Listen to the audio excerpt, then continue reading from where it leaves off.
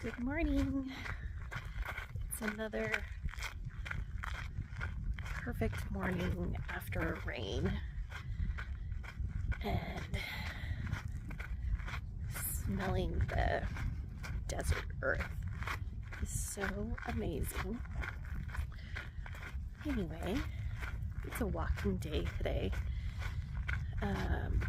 My legs are extremely sore from yesterday's little Metcon.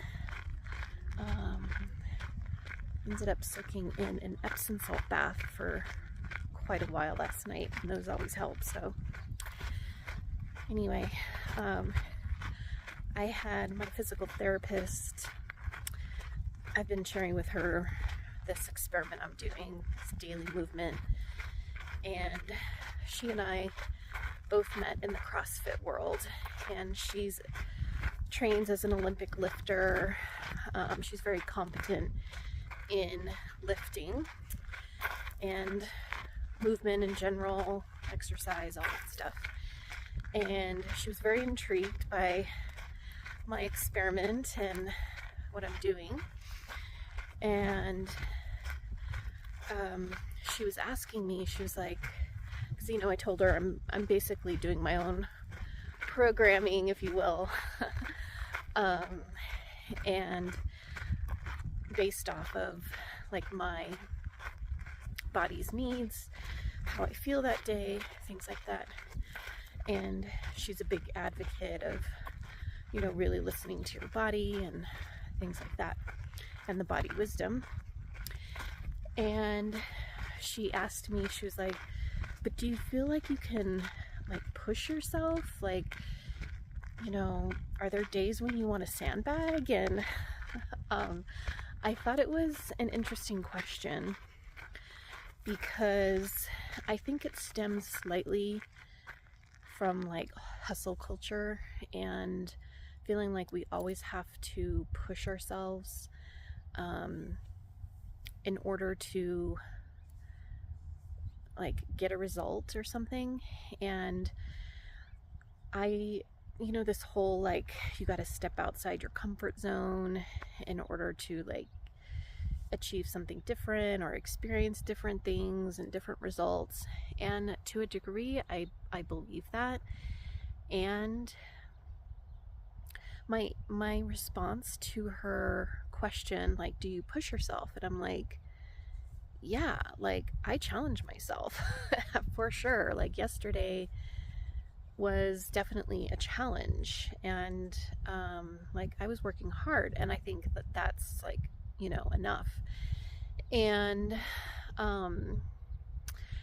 there are things that I don't really do anymore. Like I don't do burpees, I don't do what else, I don't do snatches with a barbell. I'll do like snatches with a dumbbell, but there's certain things that I just don't do anymore because I don't want to. And I don't think that that's a like staying in my comfort zone. That's like listening. I consider that listening to what my body wants to do. And I think that doesn't always like keep me in like a safe zone.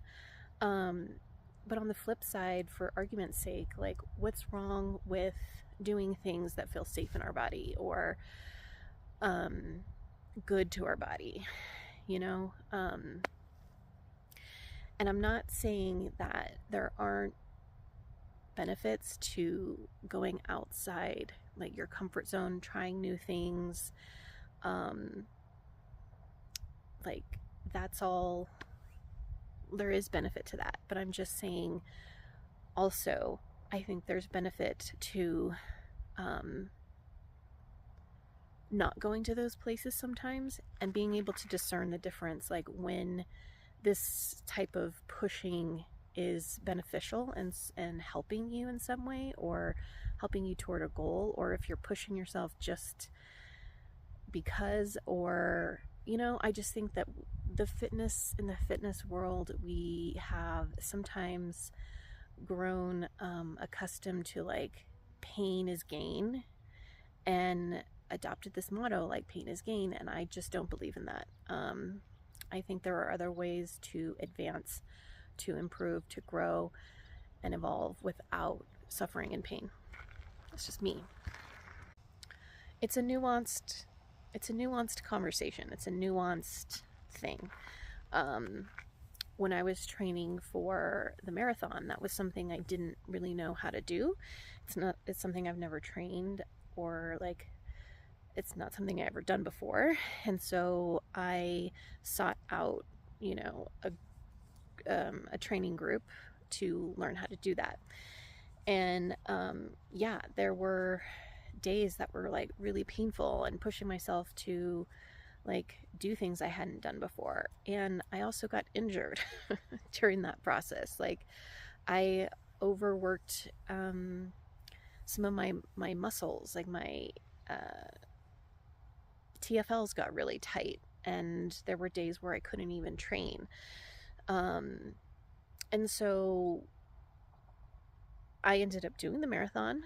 I finished the marathon. Did I run the whole time? No. Do I feel bad that I didn't run the whole time? No. To me, it was like the process of training for something and completing something in how my body could complete it, So, but yeah, if I were to do that over again, I probably would do things differently. Because there are probably some things that I wouldn't have done. Like, I wouldn't have done maybe as many of the training runs, or I would have incorporated more mobility and stretching along with the training. There's just different things I would do differently now that I know some things, and just to take care of my body a little bit better. But yeah, so anyway, that was just on my mind today. And yeah, really is the purpose behind the movement aspect of this experiment, this daily experiment, in terms of listening to my body and discerning when those moments are for intensity and scaling back. So yeah, I think for the purpose of what I'm doing, and the purpose being really discovering what my body cues are. And it's like learning, it's like building a relationship with, a person. You're building a relationship with yourself and your body, and really getting to know it intimately. And when you know it intimately, you know when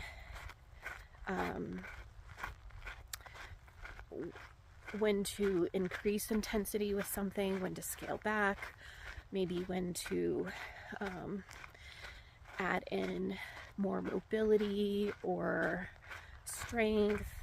Every person's body is different and craves different things.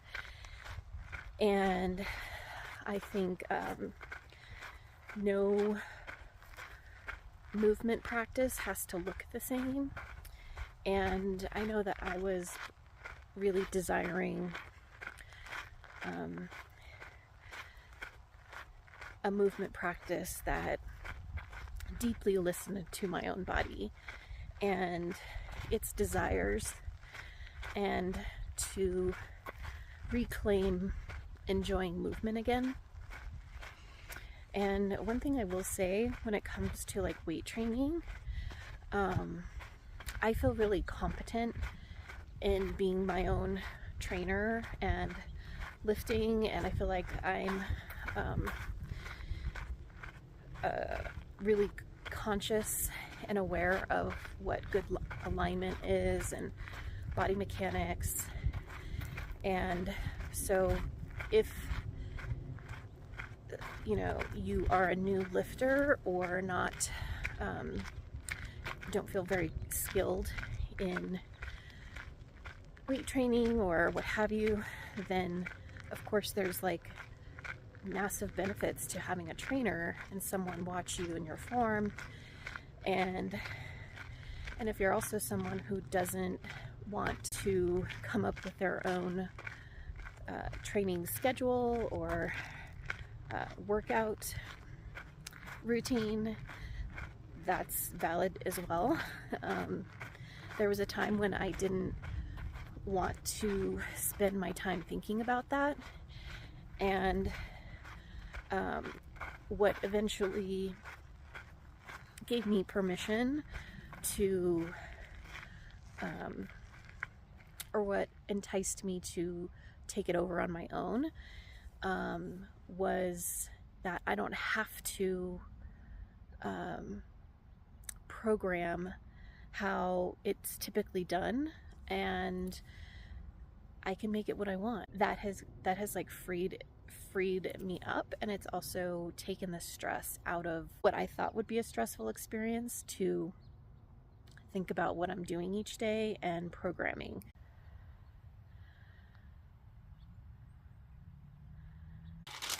All right, so today, based on kind of what I brought up in the walk, I'm gonna do that comfort zone map.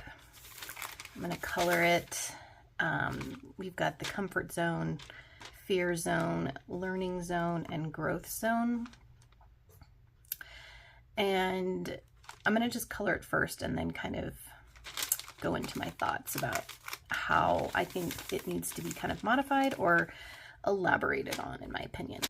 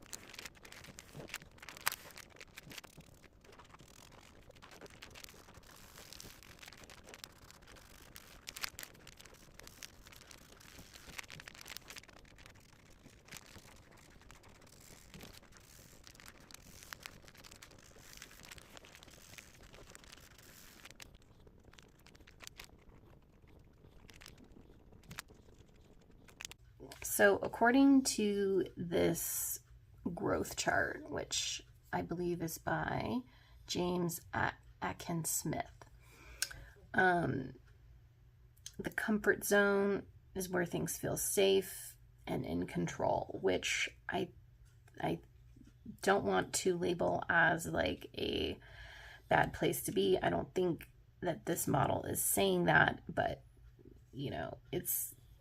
it's where our comfort is.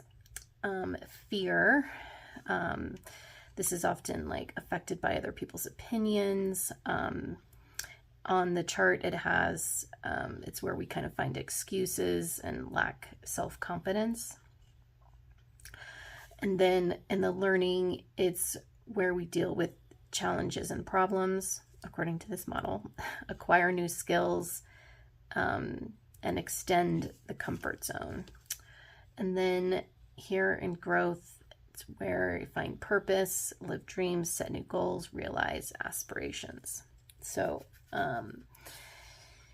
anyway, I think if I were to take this model and kind of apply it to what I'm doing here with these self-practices,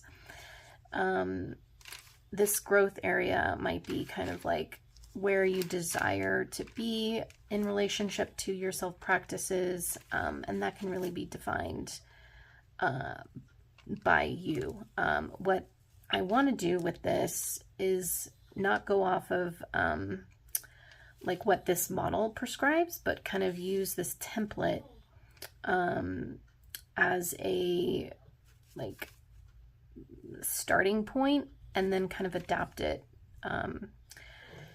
to how I interpret it or how I would apply it. So in this like growth area, I would have like, as it relates to self like movement practices and like creative practices, kind of the relationship that you desire to have with your with those practices, and kind of like what you imagine it to be and how you want to feel, what it looks like, all of those types of things. So it's kind of like the dreaming zone. Here is where you're putting those things into practice, and you're learning the things and discovering the process of getting like to here. So this is kind of like what I call the experiment zone, the learning zone, what you're learning about yourself, the process, that kind of thing. Fear is where we could say, you know, maybe it's where you notice if like excuses or reasons come up, signals within your body, pain, discomfort, things like that, or shoulds. I would also put that here. So it's not necessarily like, I don't know if I would label it fear, and I may like erase these and put different words, but this is like the model according to what it is.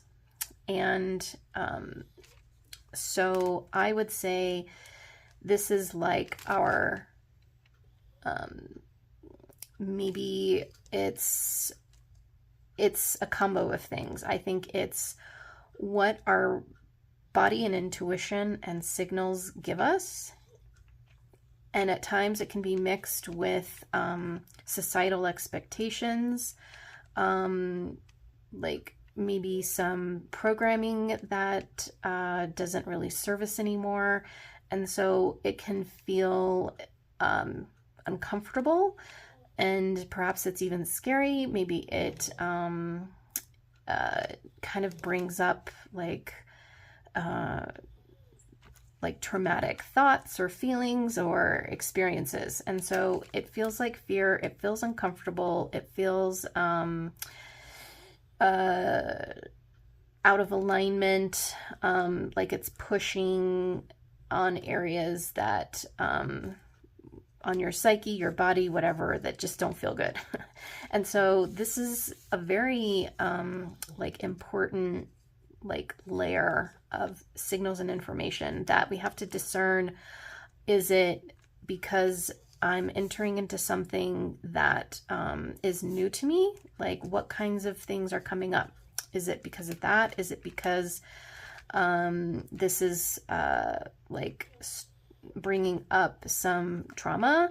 Is it, is my body telling me that this doesn't actually feel good for me to do? Excuse me. Excuse me. If I am making like excuses not to do something, like investigate why that is. Is it because your body doesn't actually want to do it? And is there like a legit reason why it doesn't want to do that? Is there a legit reason why you don't want to pursue like a particular path in your creativity? Like I think that this fear zone can get misinterpreted as like, oh, you're slacking, you're sandbagging, you're being lazy, like this kinds of thing. And I don't think that that's what this zone really is, in my opinion. I think it's a very like, it's a information zone big time, in terms of like being in a, getting you to a space of learning. Like this can be a barrier unless you kind of really go inward and discern what these signals are really about. The comfort zone, I think of it as like, a sort of like your landing pad of like your home base. This is where, yeah, you feel comfortable. There's nothing like wrong with this. I think of it, yeah, it's, you know, where you feel safe and like in control, and that's not a bad thing. And so if we need to ever come back to this place, if we're going toward this place of growth and we need to like recenter, I think of it like a recentering, like a mat.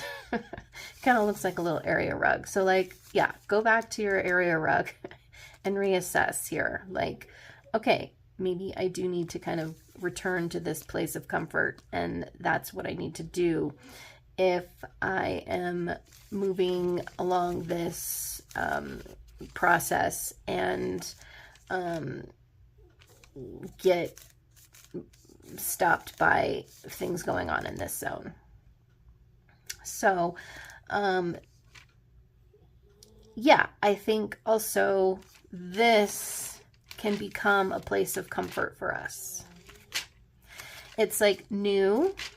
This area over here is new, but it can start to become a place of comfort. In fact, in my next iteration of this, I think I would put some green like over here. And I think growth can feel like it can get to a place where we feel like comfortable again, like, you know, it's integrated.